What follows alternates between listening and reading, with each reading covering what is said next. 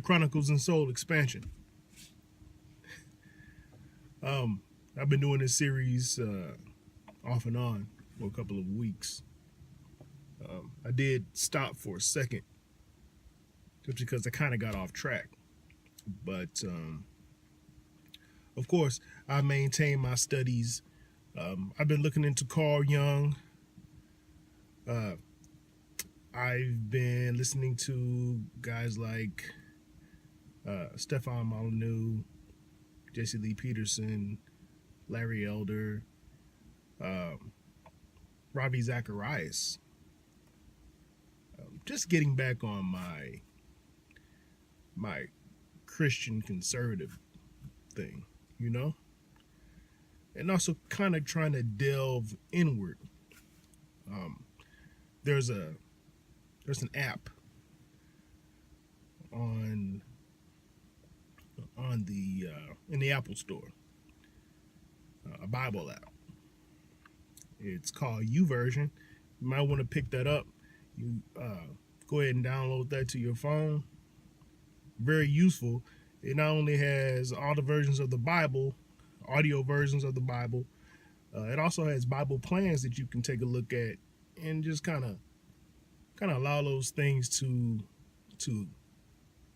help you and guide you along your walk. But what I want to share today is this is my little book. This little book I have here. I keep notes. I take notes. I put it in my back pocket. I walk around with it, and anything that I have during the day that I want to remember or go back over later. And this is what I go to. This is what I write in. See, it has some things in it already. I've had this for some time, and I really haven't used it as much as I want to. But now, since I have a sort of renewed purpose, I feel it is incumbent upon me to take advantage of it. So I'll go over the first entry, and then each day we'll take it from there. I want to do these kind of early morning devotionals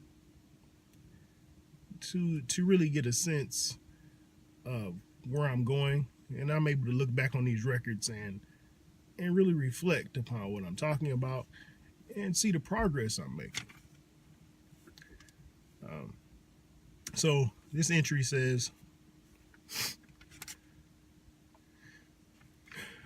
"But what a fool believes he sees. No wise man has the power to reason away. What seems to be is always better than nothing." And this is from the Doobie Brothers, Michael McDonald, one of my favorite songs. And the reason why I wrote it down is because it always reminds me that people are really, they can be foolish in their ideals. So this song is called "What a Fool Believes." It's really saying that it's hard to argue with facts.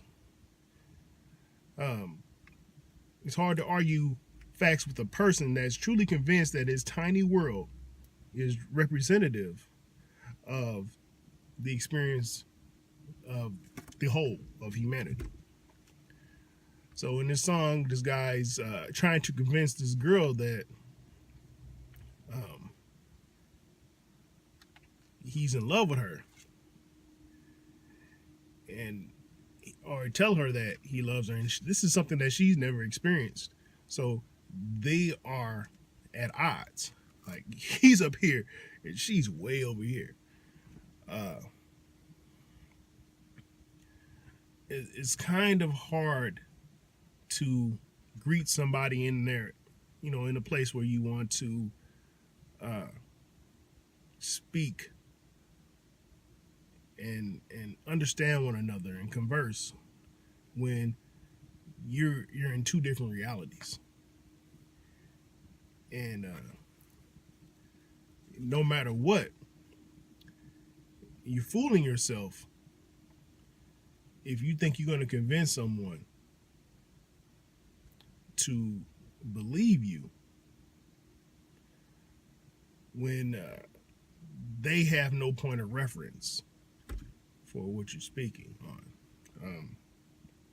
And no matter what reason you bring into that conversation, no matter what logic you bring to it, you're not going to be able to convince someone to change their mind. Because that person that you're trying to convince is really fooling themselves already. They're in a reality that you can't understand. Because they're in their mind, they've already convinced themselves of a different reality. And this self-perception or self-deception is often what leads to big rifts in relationships.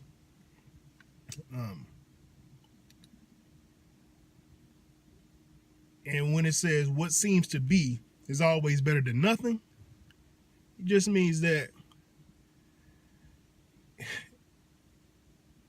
the truth is much less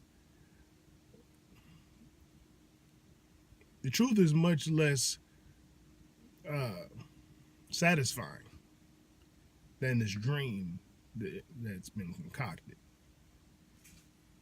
So we find ourselves fooling ourselves into something because we can't face reality. And really that's the crux of many people's issues when they're dealing with their relationships with people, you know. And what I recommend is that you continue to really converse with yourselves, converse with God, and try to understand what's going on. I mean, it's really hard to talk to someone when you are living in this dream world about yourself. You know, you really don't understand how someone else perceives you because you're not looking inwardly, because you're not listening to how other people perceive you.